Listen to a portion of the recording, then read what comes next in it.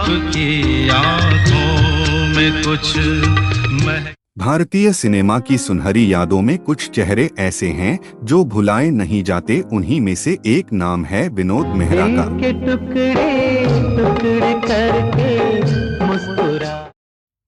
विनोद मेहरा ने अपनी मासूम मुस्कान, सौम्य स्वभाव और सशक्त अभिनय से करोड़ों दिलों पर राज किया। भले ही वह आज हमारे बीच नहीं हैं, गीत गाता हूँ मैं, गुनगुनाता हूँ मैं। लेकिन उनकी फिल्मों और किस्सों के जरिए वो हमेशा हमारे दिलों में जीवित हैं। उनका जीवन संघर्षों, प्रेम, पारिवारिक उलझनों और एक ट्रैजिक अंत से भरा हुआ था। आज हम आपको अभिनेता विनोद मेहरा की पूरी कहानी सुनाएंगे, एक ऐसी कहानी जो आपको भावुक भी करेगी और प्रेरित भी। विनोद मेहरा का जन्म 13 फरवरी 1945 को अमृतसर, पंजाब, ब्रिटिश इंडिया में हुआ था। उनका परिवार उस समय बहुत साधारण था और देश स्वतंत्रता संग्राम के बीच संघर्ष कर रहा था। विभाजन के समय उनका परिवार मुंबई, तब बॉम्बे आ बसा था। विनोद बचपन से ही बेहद आकर्षक और चंचल स्वभाव के थे। स्कूल के दिनों में ही उनकी खूबसूरती और स्वभाव ने कई लोगों का ध्यान खींचा। उनकी मां कमला मेहरा बेटे को बड़ा अभिनेता बनते देखना चाहती थीं। कहा जाता है कि विनोद की मां का अपने बेटे के करियर को लेकर बहुत सपना था और उन्होंने ही विनोद को अभिनय के लिए प्रेरित किया। विनोद महज 13 साल की उम्र में फिल्म रागिनी 1958 में एक बाल कलाकार के रूप में नजर आए। इसके बाद बेबी विनोद के नाम से वे कुछ और फिल्मों में दिखाई दिए, पर उनके असली करियर की शुरुआत हुई 1970 के दशक में। वे फेमिना मिस्टर इंडिया प्रतियोगिता में रनरअप रहे थे और वहीं से उन्हें फिल्मों में नोटिस किया गया। उनकी पहली प्रमुख फिल्म थी एक थी रीता 1971, जिसमें उन्होंने तनुजा के साथ अभिनय किया।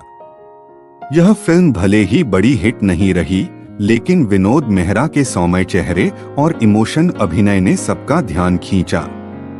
1970 और 1980 के दशक में विनोद मेहरा एक के बाद एक कई हिट फिल्मों में नजर आए। उनकी प्रमुख फिल्मों में शामिल हैं फिल्म अनुराग 1972 मौसामी चटर्जी और राजेश खन्ना के साथ, फिल्म अमर प्रेम 1972 शर्मिला टैगोर और राजेश खन्ना के साथ, फिल्म घर 1978 रेखा के साथ, फिल्म साजन बिना सुहागन 1978 राजेंद्र कुमार के साथ, फिल्म स्वर्ग नरक 1978 जितेंद्र और संजीव कुमार के साथ, फिल्म अमरदीप 1979 शबाना आजमी और Rajesh Khanna, film the burning train 1980 multi starrer, film Saajan Ki Saheli 1980 रेखा और राजेंद्र कुमार के साथ वे मुख्य अभिनेता के रूप में भी सफल रहे और सह-अभिनेता के तौर पर भी। उनकी खासियत थी उनकी सादगी। वे हीरो लगते थे, लेकिन एक आम आदमी के किरदार को डोट भी बखूबी निभाते थे। रोमांटिक, संघर्षशील, त्यागी, प्रेमी जैसे किरदारों में उनकी मासूमियत दर्शकों को छू जाती थी। उनकी आवाज में एक खास तरह की नरमी थी जो दर्शकों को जुड़ने का मौका देती थी। विनोद मेहरा का पारिवारिक जीवन बेहद उलझनों से भरा था। उनकी शादी और प्रेम संबंधों के किस्से आज भी फिल्म इंडस्ट्री में चर्चा का विषय हैं। विनोद मेहरा की पहली शादी पारिवारिक दबाव में हुई थी। दरअसल जब वे सफलता की ओर बढ़ रहे थे, उनकी मां ने एक पारिवारिक परिचित लड़की से उनका विवाह तय कर दिया। यह रिश्ता विनोद मेहरा की मर्जी से नहीं था और जल्द ही यह शादी असफल हो गई। इसके बाद विनोद मेहरा का दिल अभिनेत्री बिंदिया गोस्वामी पर आ गया। दोनों ने गुपचुप तरीके से शादी भी कर ली थी, पर बिंदिया का दिल बाद में निर्देशक जॉर्ज पांडे और फिर जेपी दत्ता की ओर मुड़ गया। विनोद और बिंदिया की शादी कुछ ही महीनों में टूट गई। इस हार्ट ब्रेक ने विनोद को गहरे अवसाद में धकेल दिया। सबसे चर्चित किस्सा है विनोद मेहरा और रेखा का। रेखा के साथ विनोद मेहरा का रिश्ता बहुत गहरा था। कई लोग तो यह भी मानते हैं कि दोनों ने गुपचुप शादी कर ली थी और कोलकाता जाकर गृह प्रवेश भी किया था। लेकिन जब विनोद अपनी मां से रेखा को मिलवाने ले गए तो मां ने रेखा को घर में घुसने तक नहीं दिया। यह किस्सा आज भी फिल्मी गलियारों में दिलचस्पी से सुनाया जाता है। मां के विरोध के चलते रेखा और विनोद का रिश्ता टूट गया। यह एक बेहद भावुक मोड़ था विनोद मेहरा के जीवन में। विनोद मेहरा ने बाद में किरण नामक लड़की से विवाह किया। किरण और विनोद के 2 बच्चे हुए, एक बेटा रोहन मेहरा और एक बेटी सुषमा मेहरा। रोहन मेहरा भी आज एक एक्टर हैं और 2018 में फिल्म बाजार से बॉलीवुड में कदम रख चुके हैं। कई असफल रिश्तों और पारिवारिक तनावों ने विनोद मेहरा को अंदर से तोड़ दिया था। उनकी स्वास्थ्य स्थिति बिगड़ने लगी थी। वह उच्च रक्तचाप, हाई ब्लड प्रेशर और दिल की समस्याओं से जूझ रहे थे।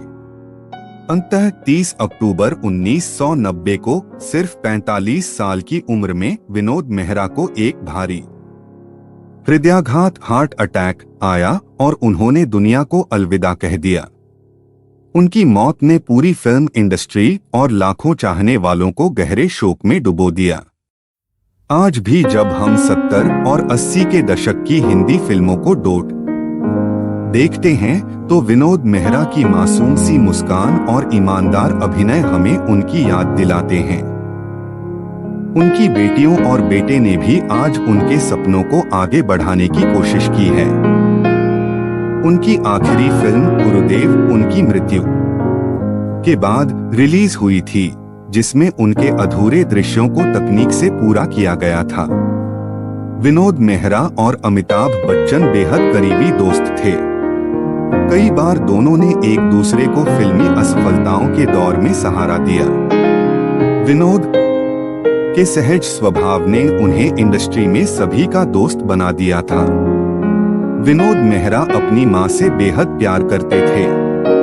उनकी मां की इच्छा के विरुद्ध जाकर कोई कदम उठाना उनके लिए मुश्किल होता था। यही कारण था कि रेखा के साथ उनका रिश्ता भी नहीं चल सका। मां के आशीर्वाद के बिना वह आगे नहीं बढ़ सके। मृत्यु के दिन विनोद मेहरा बिल्कुल सामान्य दिख रहे थे। वे अपने बेटे के साथ खेल रहे थे और पत्नी किरण से मजाक कर रहे थे। किसी को अंदाजा नहीं था कि कुछ ही घंटों में वह हमसे बिछड़ जाएंगे। उनकी मौत ने एक बार फिर यह सिखाया कि जीवन कितना अनिश्चित और नाजुक है। अमिताभ बच्चन विनोद एक ऐसा इंसान था जो चुपचाप अपना दर्द पी जाता था। उसकी मुस्कान हमेशा उसके दुख से बड़ी थी। रेखा विनोद मेरा सबसे प्यारा दोस्त था। अगर किस्मत साथ देती तो कहानी कुछ और होती। बिंदिया गोस्वामी विनोद बेहद संवेदनशील इंसान थे। मैंने उनके साथ बहुत कुछ सीखा, जीवन के बारे में भी और रिश्तों के बारे में भी। शक्ति कपूर विनोद भाई जैसा नेक दिल इंसान मैंने फिल्म इंडस्ट्री में कम ही देखा।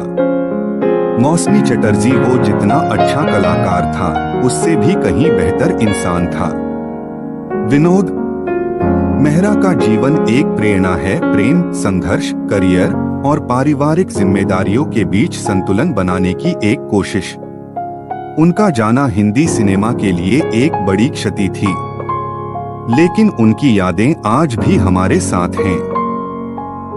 उनकी फिल्मों में, उनके किरदारों में और उनकी मुस्कान में।